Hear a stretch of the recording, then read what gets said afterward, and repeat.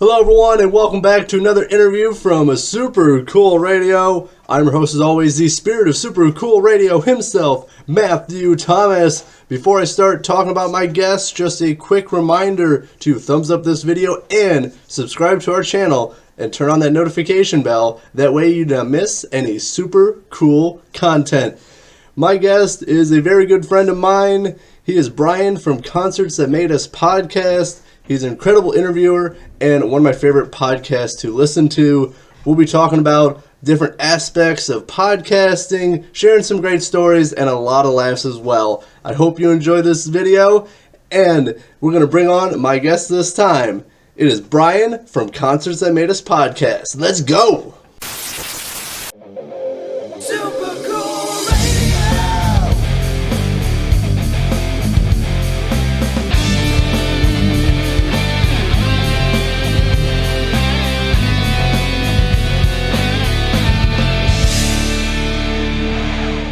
Before we jump into the show, I want to tell you about our merch store on Threadless. Shop a wide variety of logos with multiple colors and sizes available for each design. Your support is greatly appreciated and helps us continue to make killer content like this episode. Please visit supercoolradio.threadless.com or the link in the description to shop now.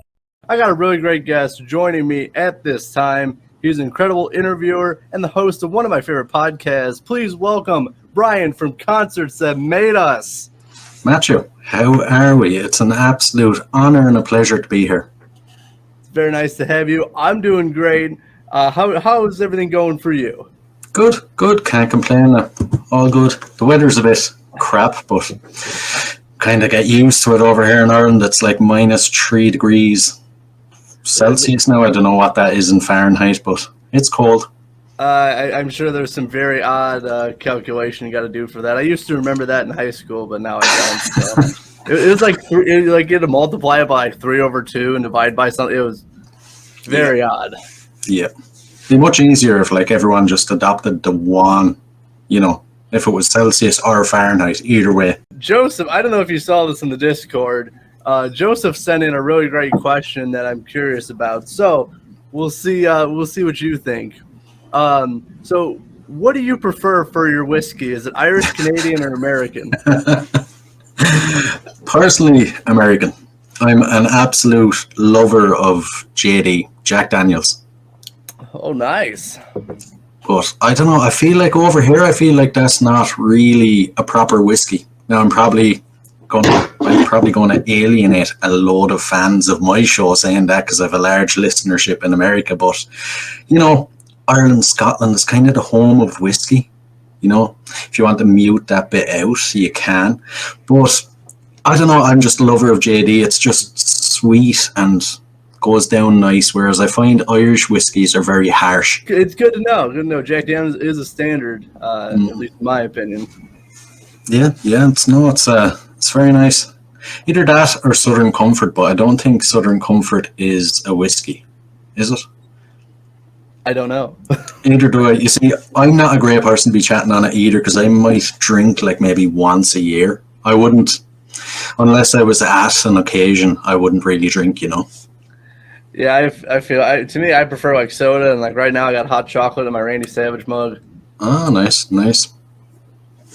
Because it's like, well, it's actually above the normal temperature here in Indiana, in the United States. It's like, I think last time I checked, it's like 40 degrees Fahrenheit, whatever that is in Celsius. I don't know, but it's above average because usually we're at 0. Really? Yeah. Nice. Yeah. Not too bad, so. So, got a little off track with all of that stuff. Bringing it back on track, and hopefully we don't alienate any people as we go forward. So, question for me now. Okay. Joseph sent in that question. I'm going to hit you with a very hard question before we get to talking about all the fun stuff. So, what is one album, one movie, and one podcast you recommend everyone check out in their lifetime? Oh man. Jeez, straight into the hard stuff, huh? One album. I feel like anyone that knows me now I feel like I should be given this sort of new, amazing album that's only like a year or two old or was out this year. But anyone that knows me is rolling their eyes and shaking their head now because they know exactly what I'm going to say. I'm going to say LA Woman by The Doors. Oh, Yeah.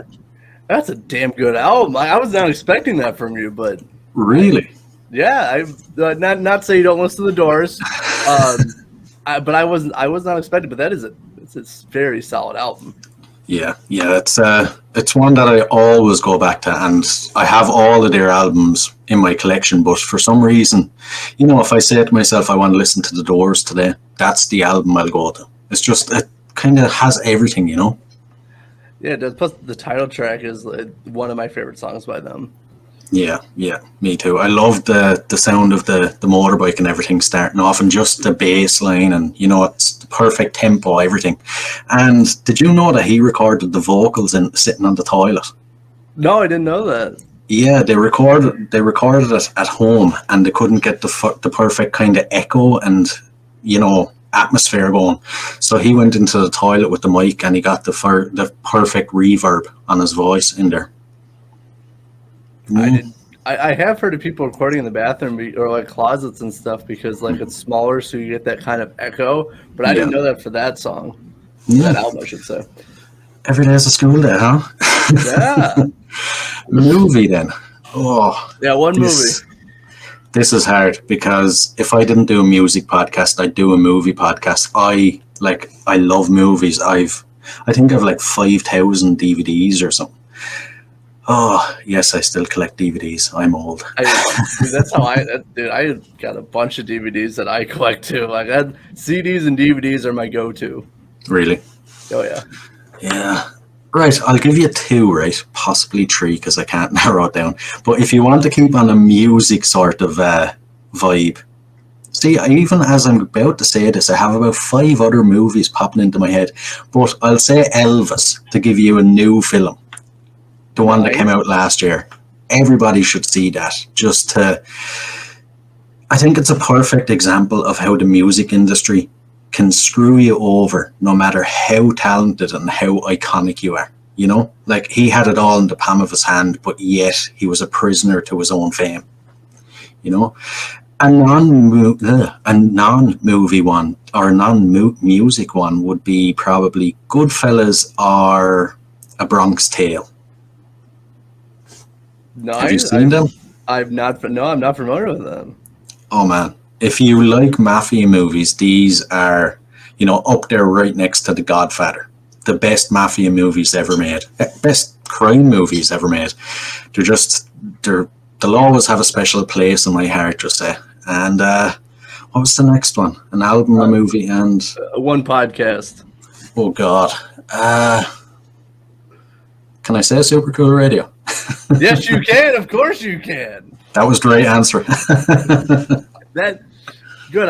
If you weren't going to say that, I have to cut this interview off and storm out of my own interview. But thank you for that. I really appreciate it. But you see, I definitely upgraded this season. I got a nice backdrop behind me now. I was admiring it. It's very nice. Hey, yeah, I'm really trying to step up the production and stuff and make it look, a little bit more professional. I want to give a nice TV show vibe to it. I see. It's cool now. I love the colors. It's not just the normal sort of brick background. It kind of has a bit of graffiti and stuff. That's what I was going for. I wanted something a little different. Plus, like, if I didn't hang it straight, the colors would make it look like, it wasn't supposed to be straight anyway. Yeah, true. I did hang it straight, though. I did hang it straight, but I was like, just in case, if I can't do that, it'll look like it's supposed to look messed up. The only thing I find, though, is it's kind of a nuisance before interviews when you have all this extra stuff to set up, Yeah. But luckily, this is pretty permanent right now, so luckily really? Yeah, I don't have to do much right now. I just have to move my mic and make sure my camera, I don't know, I feel like if I'm too far away from the camera, I can't, it doesn't look as good, and I'm too close, you can't see my shirt, so I'm always trying to fiddle with that to make it. But you gotta promote the merch, man. Yeah, exactly. So, I always find that as well, though, because I'd be interviewing people sometimes, and you can nearly see their full body on the screen, and I'm like, if I set that far back, like it'd just look odd.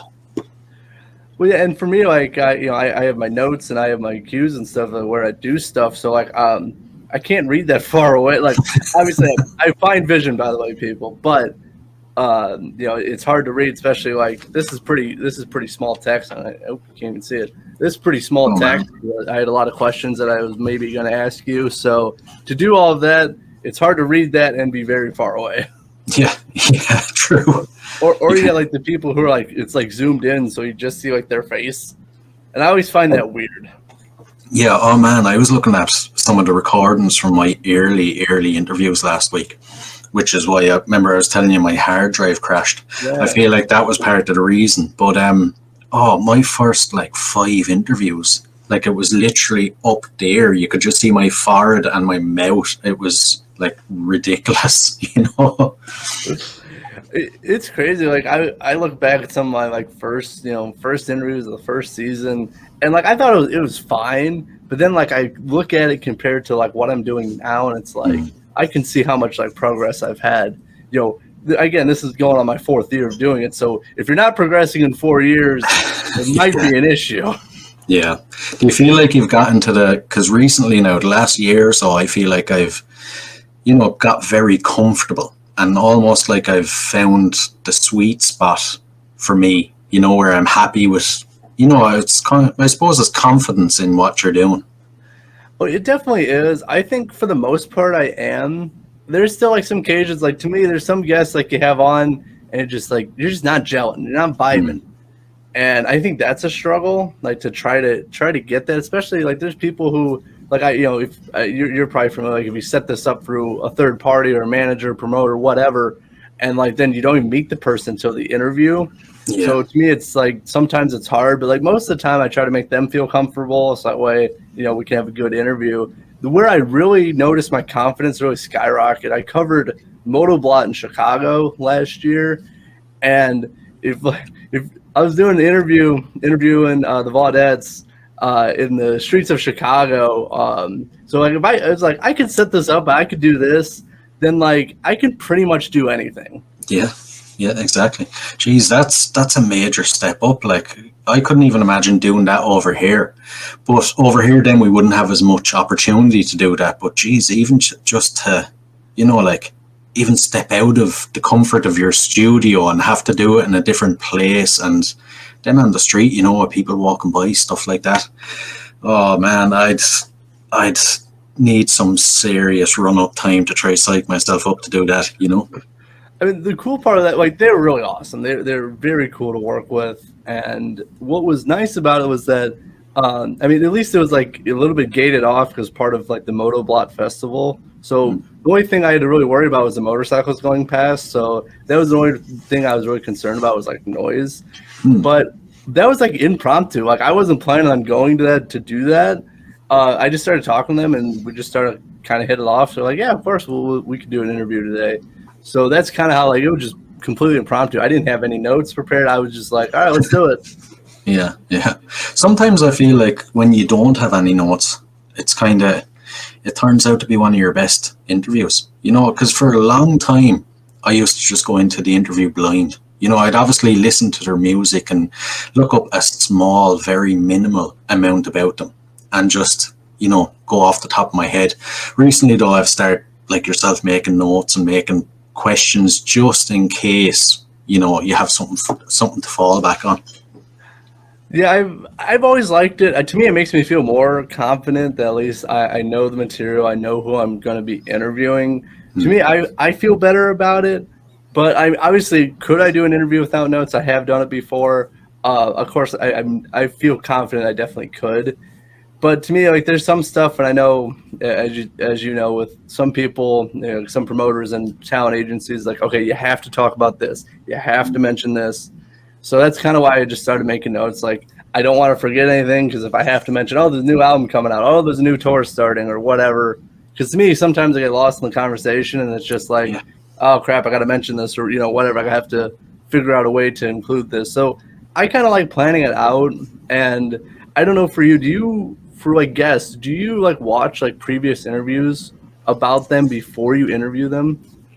Sometimes I find that maybe the bigger the guest or the longer their career, I might jump on, listen to a couple of podcasts, or like you mentioned, working with a couple of PR and companies and promoters and all.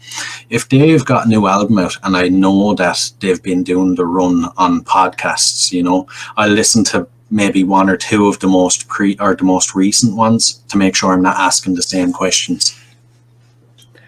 Yeah, I sometimes listen to interviews depending on who I'm interviewing. To me, I look more for their mannerisms. Do they talk a lot? Do they not really talk at all? Or that's kind of what I look for when I watch or listen to previous interviews. I don't like to do it too often because then I feel like I'm going to be influenced to ask like similar stuff.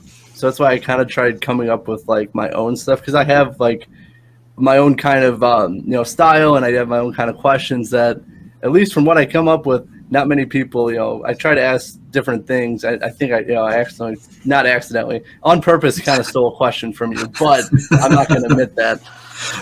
I think you just did. Nope, not at all. But so that's why I don't really. I mean, you should watch, especially if you're a podcaster, you should watch or listen to other podcasts to get ideas and to see what people are doing. Honestly, what I do is like I watch bad interviews. Right. to be like, okay, what did they do wrong? Okay, let me make sure I don't do that. That's what I do before interviews. Sometimes I'll just watch a bad interview, or like just a clip from a bad interview and go, haha, that was really bad. I'm going to make sure not to do that. How do you know it's a bad interview beforehand, though? Usually I look up like bad interviews like on YouTube. It's either I either do that or like I watch like Nick Cage funny moments. Right. That's what I do for like interviews and stuff. But I mean, yes, it is subjective if it was a bad interview or not. To me, if the guest is just totally just not, they're not saying much, they don't look enthusiastic to be there, I kind of think that's kind of a bad interview. Or you like ask a really either inappropriate question or just a really stupid question that makes the guest feel uncomfortable or angry or something. I mean, I don't like doing that. I'm not here to make anyone angry. I know you're very good with your questions, and you don't really do that either. No, I try not to. It's in the back of my head. It's like if you interview enough people, it's going to happen someday. You will offend someone, and I'm just dreading for that day to come.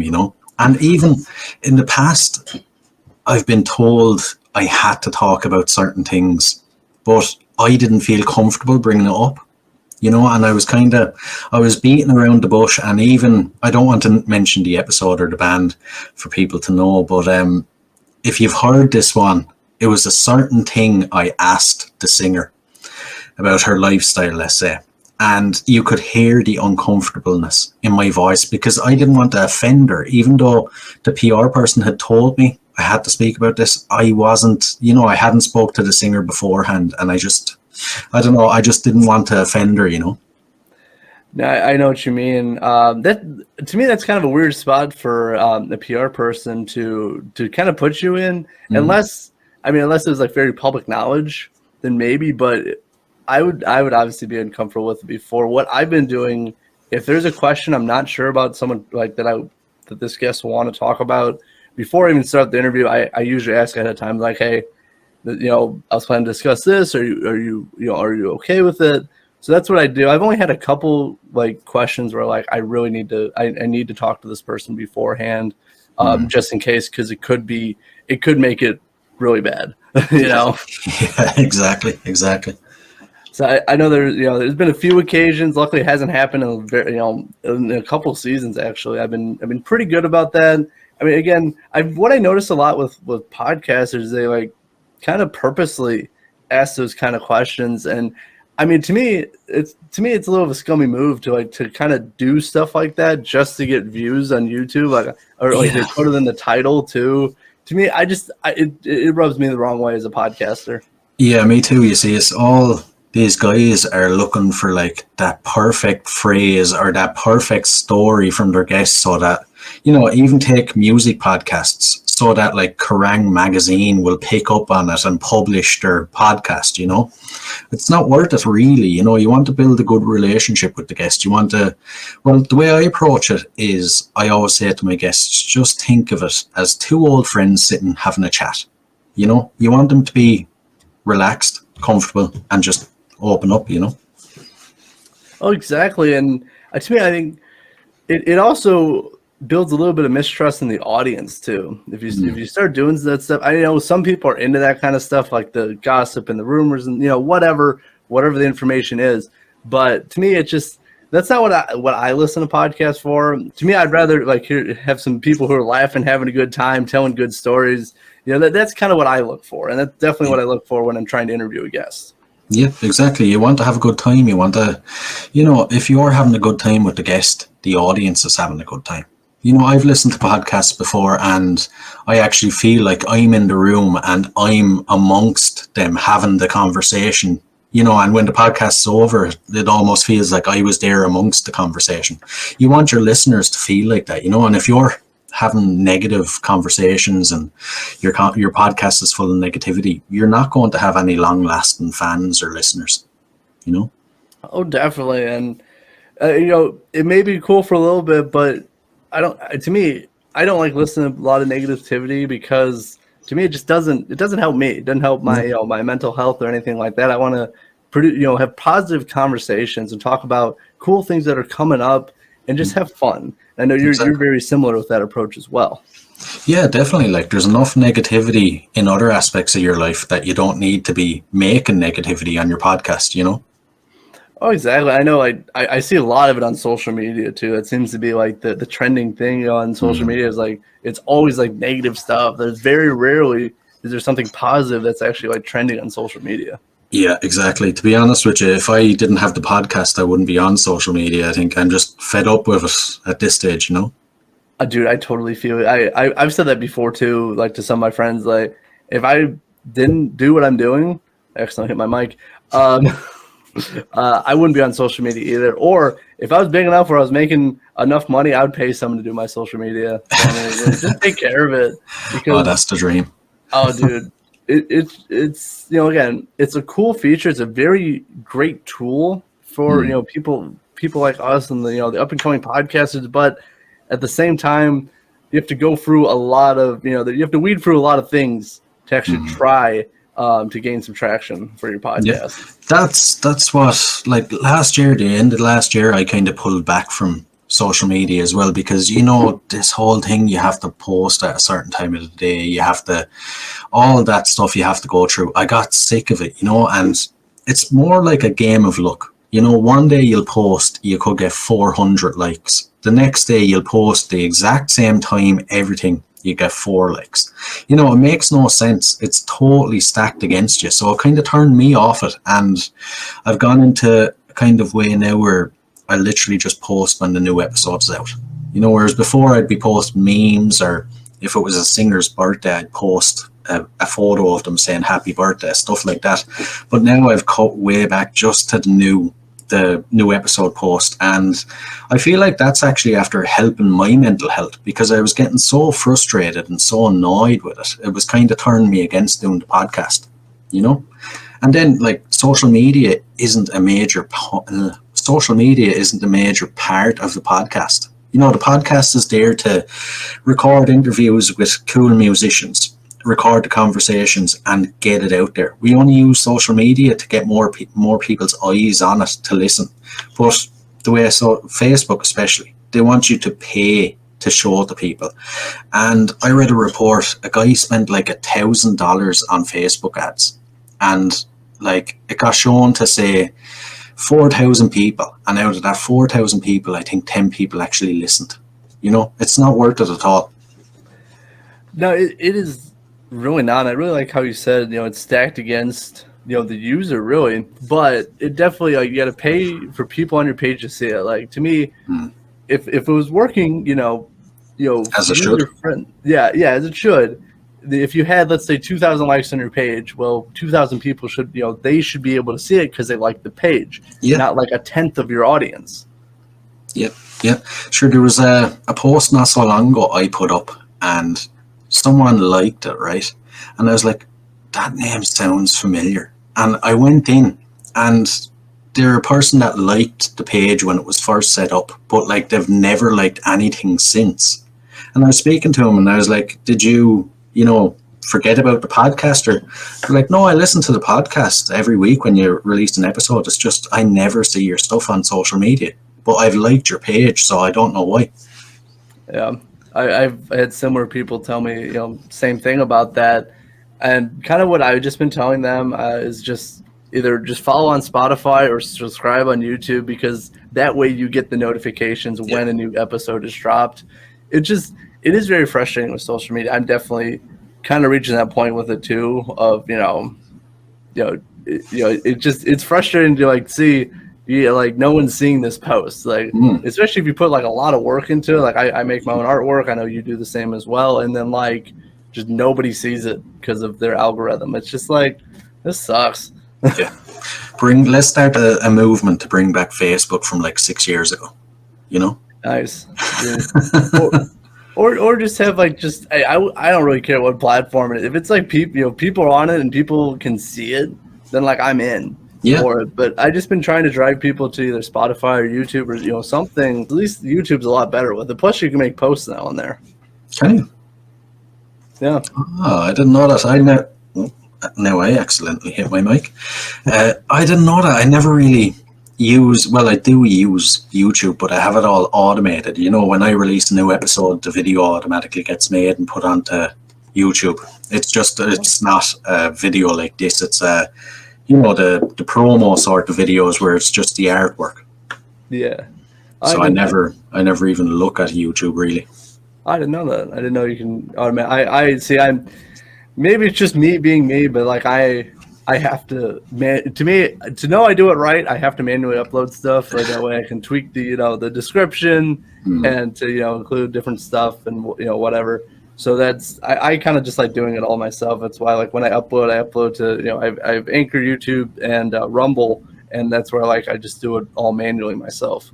Yeah, that's handy, I suppose, to as you said, know that you're doing it all right or that it's all going up right. But from my point of view, it was kind of like, I'm doing so many things, I'm spread so thin, that when I realized I could have it all automated with YouTube, I was like, right, there's nothing to worry about. That'll go up, and it's one less thing for me to worry about. I can focus that time on another side of the podcast. And I think that's very good. I think I've tried to been cutting back kind of my responsibilities with stuff, like with doing stuff, but I don't know, it's just me. If I'm not working on it, it just feels like I'm not doing stuff. I don't know. Maybe that's just how I am. I know, like I'm trying to do better with that, for I actually have time to do other things and enjoy my life and all that kind of stuff. Not to say that I don't enjoy the podcasting, but it's nice to focus on other things, other hobbies and interests and stuff. That way you don't go crazy.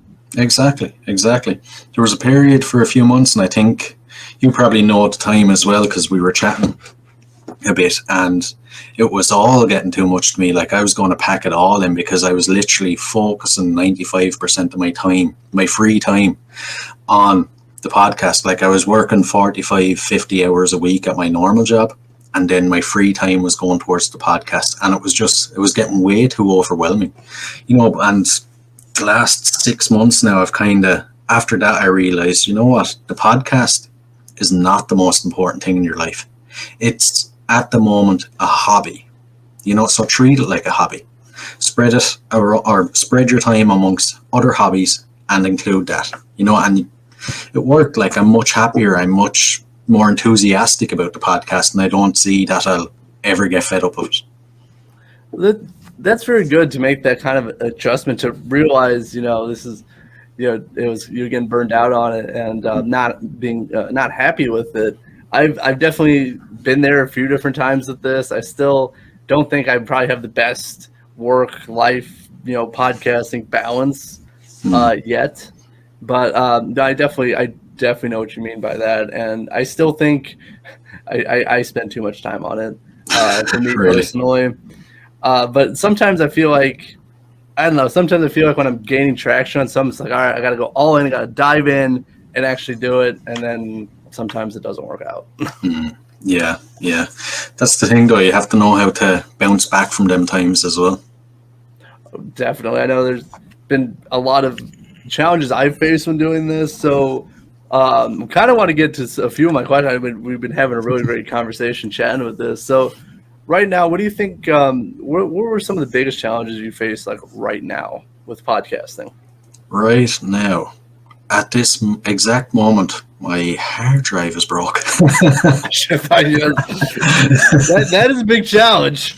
It is all right. I have to, like, basically all my files from my theme song to interviews I've recorded to artwork, everything is on that hard drive. I have to get it fixed and get the files off it. But realistically, at the moment, I suppose maybe scheduling. That's kind of like a constant struggle, you know, especially because I'm in Ireland. 90% of my guests are American, you know, well, actually, my guests are split up between America and South Africa. So South Africa is two hours ahead of me, and then America can be anywhere from like 2 hours behind me to like 8 hours behind me.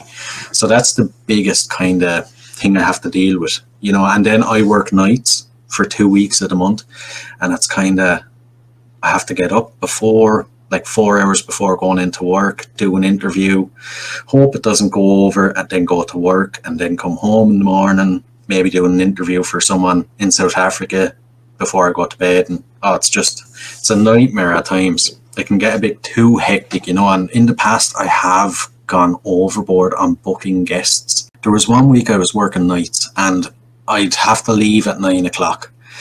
And from Monday to Friday, I was on nights. And Monday to Friday, I had an interview scheduled for like 7 or 8 p.m. every night before I went into work. And then, say on the Tuesday, someone contacted me saying they wanted me to interview someone from South Africa on the Thursday.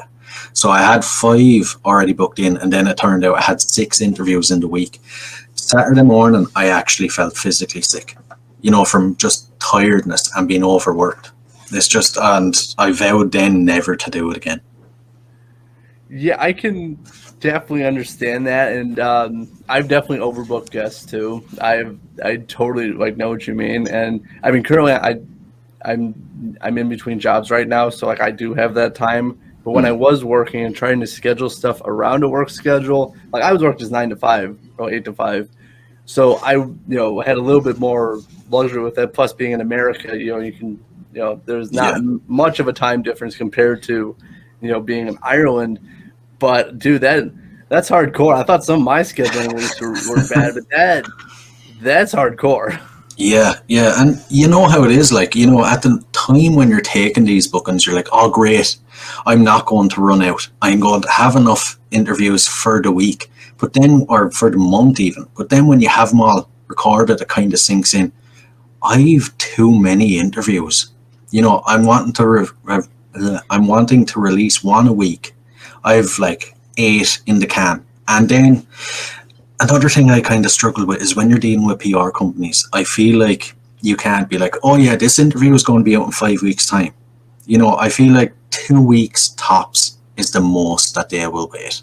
So, you'll end up, if you record 5 or 6 interviews in a week, you'll almost end up having to release all of them over the next 2 weeks.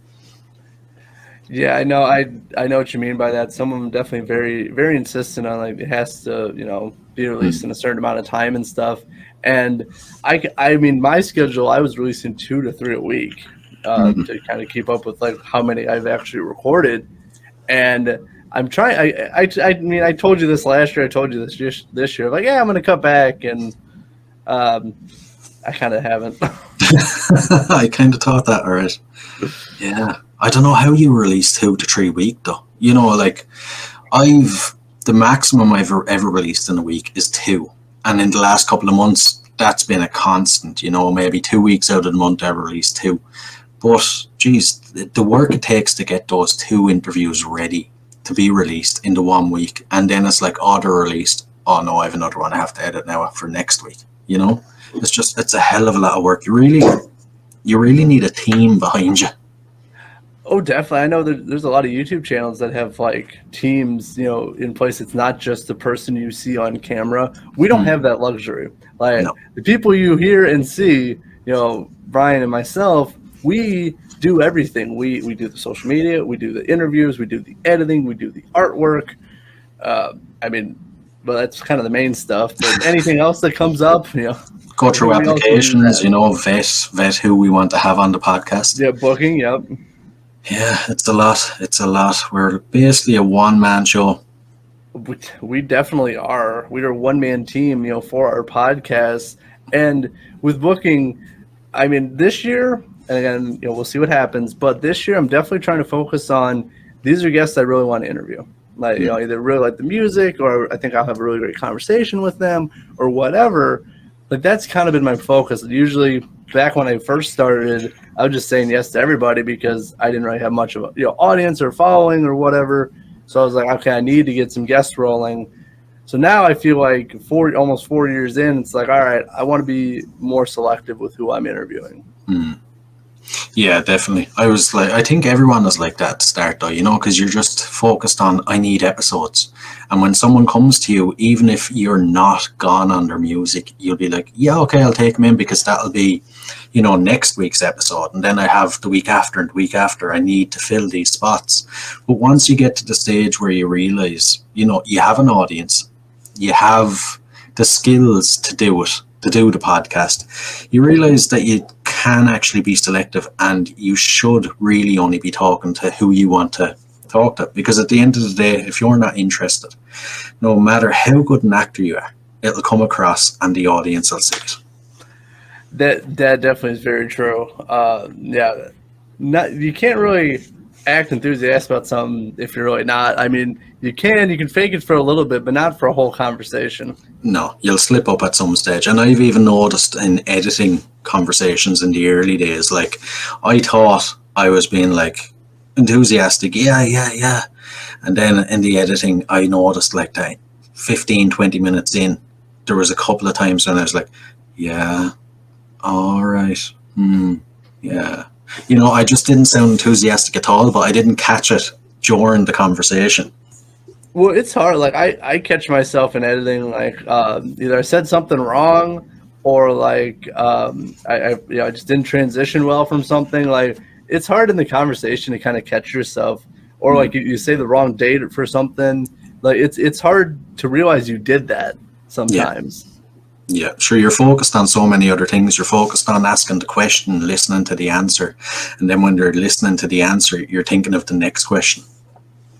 Yeah, and that's kind of the hardest thing is trying to, you have to guide the conversation, but also you have to pay attention to what they're saying. Yeah. And I don't try to just like, okay, that's what they said, all right, move on. Like, if they said something interesting, I try to follow up with that or something.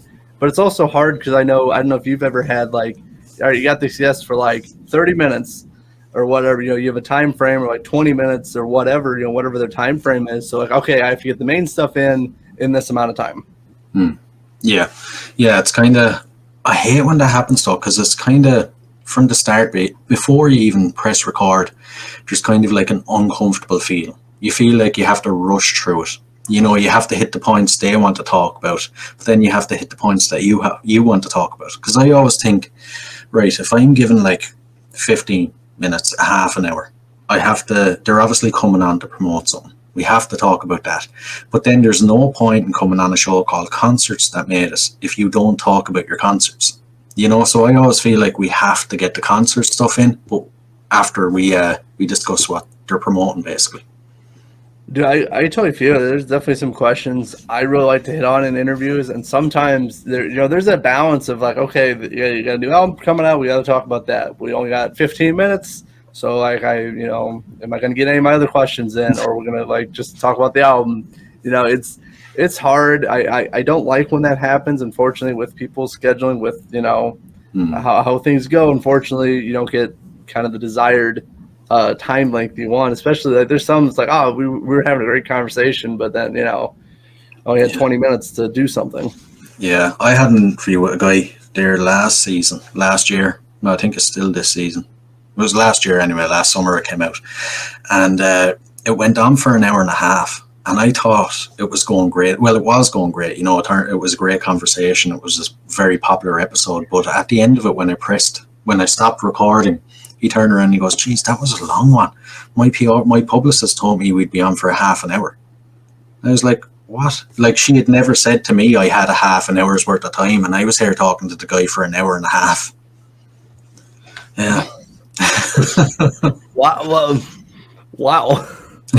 Yeah. But like, I was thinking then, I was like, if he thought it was just a half an hour, why didn't he stop me after a half an hour? Because he went on with the conversation, and there was no point where he looked like disinterested or fed up.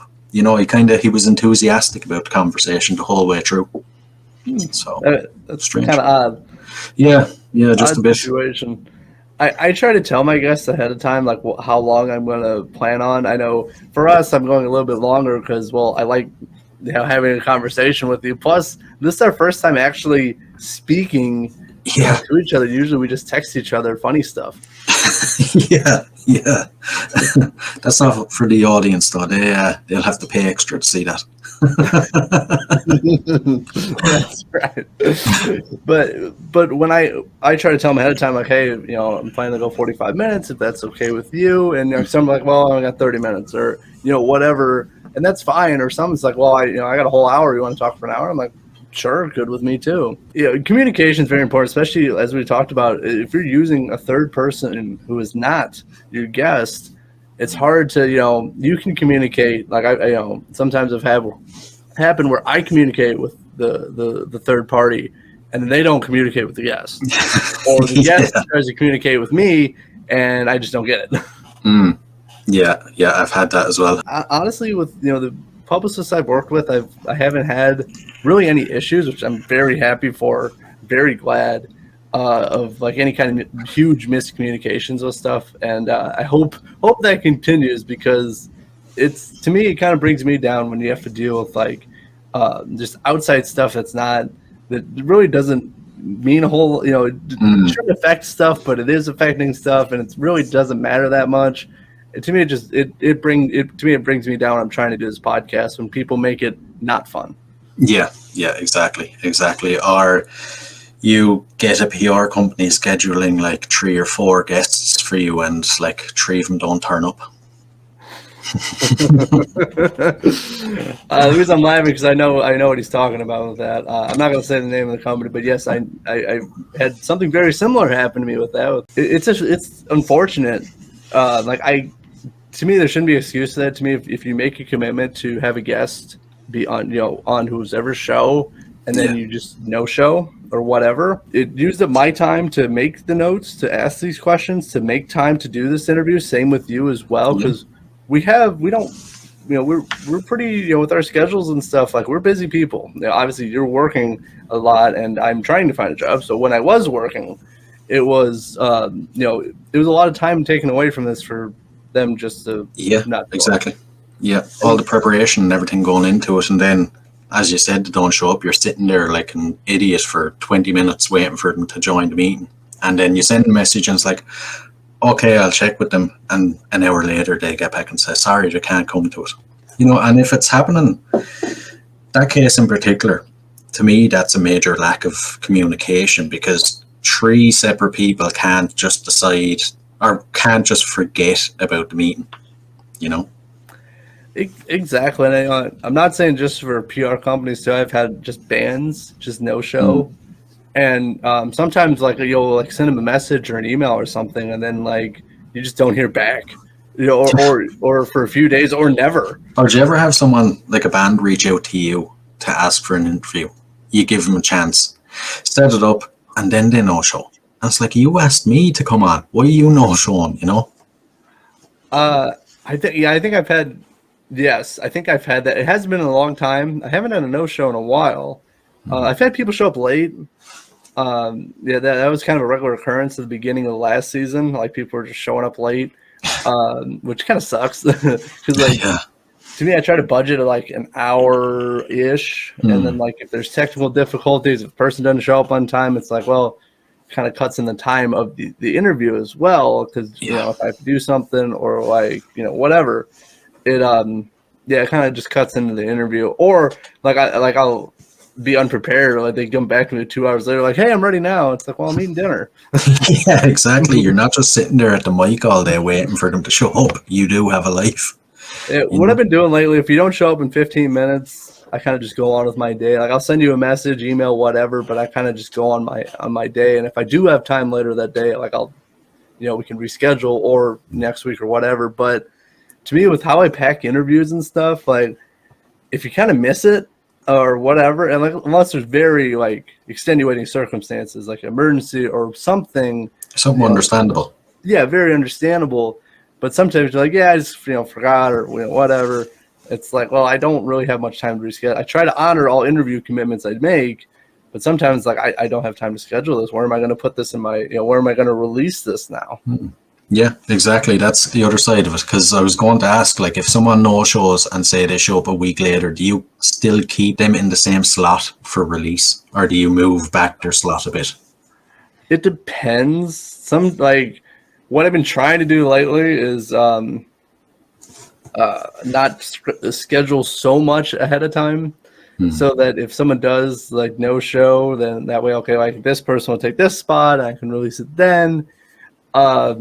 Sometimes, or for like, if it's like I wasn't going to release it for a week or two, then I'm like, okay, well, we can just keep the same spot. If I interview next week, it's fine. Yeah. But some, it's like I've had a few people where they've interviewed me, or not, where I've interviewed them, like, oh hey, can we put this out by Friday? I know it's Thursday, but can you put it out by Friday? Yeah. It's like, yeah, I want to promote this show, and I'm like, yeah, thanks. I can turn this around in 16 hours. Thanks. Yeah, I've had that as well, and same thing. I think it was like a Monday, and we're like, oh, actually, we hadn't even recorded it yet. And the Sunday night, they were like, can you have this released Wednesday? Because I'm playing a big show at the weekend, and I want it to be I want it to be released to promote the show. And I was like, well, first of all, like I've other shows lined up. This wasn't going to be released for like 2-3 weeks, maybe. There was no way I could turn it around in that time, It's funny. Like I talked to some guests, and like, oh yeah, interviews are really easy. You just show up and talk, and I'm like, no, you do. I don't. Yeah, exactly. Like, they don't realize the time that it takes. Like, you literally have to listen back to the whole episode and take stuff out of it. Like, you can't just, it's recorded, upload it, and release. You have to edit it. You have to do the artwork. The artwork is the easiest part because you're just making the art. The editing, for me anyway, sucks because I feel like I go over the top perfectionist when it comes to editing. There's been some episodes I've listened back to 3 times when I'm editing and taking stuff out and cleaning it up and all, because when I started, it used to take me about 5 hours to edit a 1 hour episode. Now it's down to like, I think 3 hours, which is still a lot. That is definitely a lot. What I kind of do, if it's just an audio only podcast, like it's just going to audio platforms, then like I'll re-listen to like the whole thing, make sure there's no noise problems or whatever.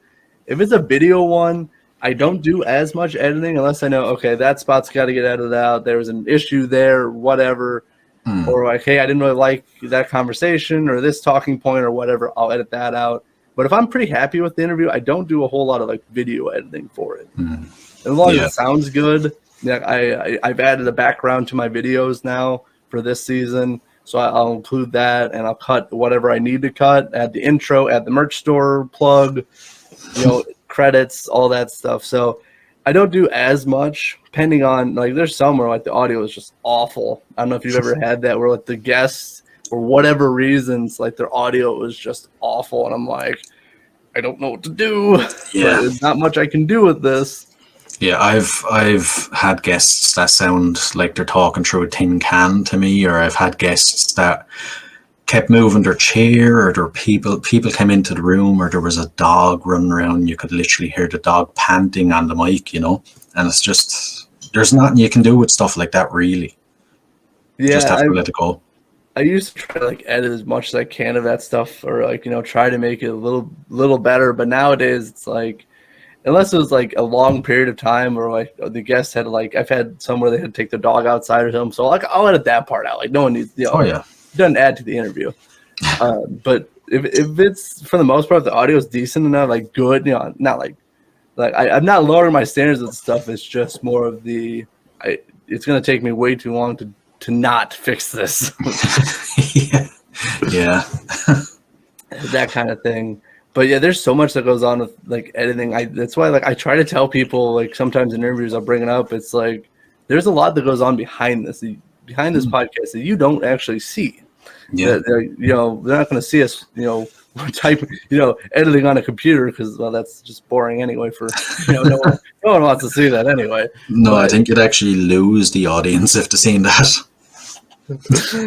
It would be funny. Oh, be like you pause the interview. All right, I gotta go edit now. Oh God. that would definitely be something. But there's definitely a lot with it, and what I'm really trying to do this season is, you know, I'm coming out with not just the interviews this season, but also making like my own like Friday show. I don't know if I've told you this. I don't think I have. The skit show, was it? Kind of, yeah. You know, there's gonna be an opening skit, and then there's, you know, the intro, and then I'll talk about like current news, and then like this week in history and music, and, you know, obviously, you know, to close out then as well, and if there's any upcoming shows that, you know, whatever, that kind of thing. So it's gonna be, I kind of want to do that too, to kind of show a little bit of a different side. Like the radio show, unfortunately, just wasn't. Like, it was cool. Like, I'm featuring these, you know, featuring all these bands, featuring all this music. I know you do kind of the same thing with CTMU radio. You do a few episodes of that as well. Yeah. I just wasn't, to me, I just wasn't getting many listeners. Like, there's a few where just like one listener. And it wasn't me, by the way. Are you sure? So, like, I kind of want to do something just a little bit different. And, like, I'll feature, like, a closing song, if you know, like that as well. So, still a little bit of that radio aspect. But, yeah, I kind of want to do just a little bit different for this season. Because, obviously, I have this really cool backdrop I paid for, and I kind of want to use it more. I don't blame you. No, that sounds cool. I'm often thinking of, you know, other different episodes I could get that would kind of, you know, if the interview doesn't appeal to you, this episode will. You know, and that's obviously what you're trying to do as well. But it's kind of, I've had loads of ideas, but it's kind of finding the time. And even with you mentioned the radio show, for me, I've released 2 over like 4 months or 5 months. But finding the time to actually sit down and produce one of them episodes, it takes a lot, you know, and then trying to find what music and what you're going to say about it and everything. And before I started it, I was saying to you, oh, it'll be great. You know, it's obviously a way to, you know, get to different people or get to different listeners and stuff like that. But I don't know, it's not all it's cracked up to be either. You know, the love isn't in it for me really anymore. Like I've tried to, you know, use like, you know, established names plus up and coming music that's been submitted to me too. And it just hasn't got the traction for it, which, I mean, I understand there's, you know, there's over the air radio, there's Sirius XM radio, there's other aspects that's not just like what we do. So I just, you know, just didn't, for me at least, I know that my audience didn't necessarily grasp onto it. Yeah. I got a good few listens on them, but when you stack it up against the interview, it wasn't anywhere near it either, you know.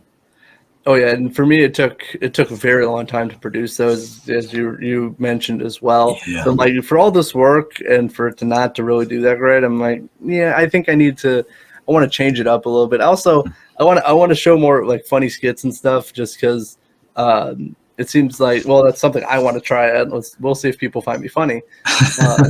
But that's why I don't know if you've seen the like, you know, the different characters that, you know, been starting to introduce. You know, there's the BG Mancini. I don't know if you've seen him lately. Yeah, I love him.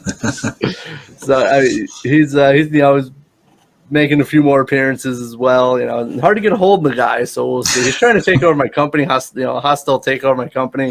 So that was in the last video. He hacked into my video feed and said he's taking over my company. So we'll see. Trying to fight that in court, it's a lot of paperwork. I could imagine. But it's a good idea as well, because, you know, it's like giving the listeners access to a bit more of your personality, to get to know you, you know, because the interviews, they don't get to know you. They're there for the band, the musician, you know, so them episodes will be great to show your personality. Oh, exactly. And to kind of give a little bit different aspects, like I don't do like on social media. I know people told me it's like, oh, you gotta talk about different things. You can't just share like your music stuff. That's pretty much all I do is just share either music stuff, like, hey, there's an upcoming show I'm going to, or my podcast episode or something. I don't do a whole lot of like what's on my mind or what I'm thinking. I'd rather just do it in a video. Yeah, true. I rarely do videos for social media. I don't think I've ever done. I've done one that was embarrassing, actually. I deleted it like a week later, looking back on it. But it was like my first like major big name guest. And I was only doing the podcast a couple of months, and I was like really green, really new to it. And this interview, like, I was terrified of going live as well. So I was like, I had my hand over the screen like that, and you can see me kind of peeking around to make sure it was live. And then I took my hand down, and I was so embarrassed looking back, and then stupidly enough, I was like, guess who the guest is? It's one of the biggest bands in the world. Write it in the comments. Not one person guessed that. I had to basically give a load of hints then, basically telling them what the band was. It was Nine Inch Nails, but nobody guessed it. I was like, yeah, that didn't work at all. Let's try erase that from my memory. Now, I've definitely produced videos where I go, that didn't work out very well, or like production wise, like either my camera didn't work right or my mic didn't. I've had mic issues. I know, again, before I started covering music festivals, I would go live like a few weeks before. I actually, for the most part, except for one where I didn't turn my mic on, which, by the way, still occasionally happens, I thought they actually went really well. And what I just try to do for that kind of stuff, just keep it short. I'm trying to get better at writing scripts for myself for that kind of stuff. Like I try to pride myself on being completely, this is, no script. I'm just talking. And for those I didn't write a script or anything. It was just, this is what I'm going to talk about. But at some point you're going to get tripped up where you forget what you're saying, or you just have a bad transition, or you forget information. So, I mean, it's good to know how to do that in certain situations, but at the same time, it's better to have a safety net. Yeah, exactly. There's some videos where I just, or some previous interviews where, and again, I always feel like it's my response. Like if it's a bad interview, I always take it as my responsibility for it wasn't a good interview. Sometimes if you don't got much to work with, if a guest is just saying like 2 words or whatever, it's hard to break through and actually have a conversation. Yeah, you have to be able to make the connection with them as well. If you can't connect with someone, even if it's not an interview situation, even in your personal life, if you can't connect with someone, you won't be able to have a good conversation. Exactly. Now we are approaching the hour mark here. For this, I've had a great time chatting. I really didn't get to any of my questions, honestly, other than like the first one. That was a question from Joseph. Oh no, I got to my other. So actually, I got to like 2 questions, but I had a really great time chatting. It's nice to actually chat with a podcaster who kind of understands the struggle of like what we're doing. I feel like we're like 2 old men after sitting here for an hour bitching about the podcast. I have to do this and it's all me. I think that's exactly what we did. Yeah. Oh. I know you were my guest, but I felt like I talked for like at least half of this. I feel like we were pretty even with talking with this. Now that you say it, yeah. Questions. So, I will ask you this: what are your plans for 2023 for Concert Has Made Us? Right, my plans. Normally, I feel like when you ask a music podcaster, that's going to be like, "Oh, I'm going to get some big name stars and all this," but I've actually kind of come to realize I want to focus on guests that I find interesting, because I feel like, or I've noticed that the guests and the interviews that I find interesting, that I've wanted to do, have turned out to be the best. They've been listened to the most, So I'm kind of making a list of bands that I really find interesting. It doesn't matter if they're like unknown or if they're really well known. So that's what I'm focusing on, is just getting bands that are really interesting. instead of like, oh, I'm going to try to get Metallica or some crap like that, you know what I mean? That won't happen. And the other one is the last couple of episodes I've done have been listener requested ones. So listeners have sent me messages on social media or emails saying, hey, I really love this band. I love your podcast. I'd love to hear them on the podcast. And I've been lucky enough to actually get a couple of the bands to appear on the podcast. So hopefully going into 2023 now, I can continue to get some bands that the listeners have requested. I think there's definitely 3 upcoming interviews I have scheduled that are from listeners. It's kind of cool as well, you know, because I feel like it's bringing another side to the podcast, because it's kind of letting the audience in, because it's kind of their podcast as well as my podcast, you know. Oh, definitely. I think that it's a really great aspect, and to allow people like, hey, I like your podcast, I like this band, you know, put it together. Yeah. I think that's really cool, and I think also you probably need some really deep pockets to get Metallica on. Probably, or you'd have to promise some really weird favors. or that too, which we're not going to get into. No. But no, I definitely agree, and that's kind of the approach I want to take for this season too. Is to interview guests that I think we'll have a great conversation, or it's just like, I've never heard of you before, but I like, you know, your background or your story or whatever. So now I want to have you on. Like, I've had that too, where I've had some people like, I haven't heard of you before, but I like either like your music, or you know, you have, you know, really cool, you know, backstory or whatever. Yeah. There's a band in particular I'm hoping to get on now this year. It's I've never heard of them, right? But they came out in the late 80s, early 90s in Seattle. They were kind of psychedelic rock. They were around during the grunge explosion. They're still around, and they've just had a really interesting career. I think there's like 10 of them in the band, and they've always been swapping out members and everything, but the main 2 people have stayed. So I think they were mentioned in an interview I done recently that they had like their music had a massive impact on the guest. So I kind of thought they'd be really cool to interview now. I bet they have a cool story, especially if they were in Seattle when the likes of Soundgarden, Nirvana, you know, Pearl Jam were just launching. Imagine what they could tell. I do hope that happens for you, because that sounds like a really awesome interview. Yeah, fingers crossed anyway. Well, I hope you have a great 2023. It's been awesome chatting with you. So if anyone's curious, where can they find Concert That Made Us online? Basically, all the usual podcast players. The best place would probably be the website, www.concertsthatmadeus.com, and you'll find all the links to your favorite podcast player there. You'll find the email list, the newsletter, basically anything that you want to know about Concerts That Made Us, that's the place to go. Right on. I will drop some links for all things Concerts That Made Us podcast in the description as well. Brian, it's been amazing chatting with you. Thank you so much for hopping on Super Cool Radio. No need for thanks. I've really enjoyed it now. It's been an absolute blast. Hey, that's what I go for. Having a great conversation. Finally got to actually see you face to face. Actually, for how long we've known each other, it's nice to actually see you and talk to you. Yeah, exactly. It is. Can't believe it's taken this long. We'll have to do it again and get through the rest of your questions. Maybe. Hey, honestly, it was actually very refreshing, where I didn't really have to focus on my questions. We were just kind of rolling with the conversation. I don't get that luxury a lot, where I can just listen and engage with my guests. So I appreciate it. Yeah, it's like what I said earlier on. Literally 2 friends having a chat. Exactly. And complaining about podcasts in between all that. Brian of Constant Made Us Podcast. I'm your host, as always, Matthew Thomas. Thanks so much for watching and listening to Super Cool Radio. And remember, stay frosty.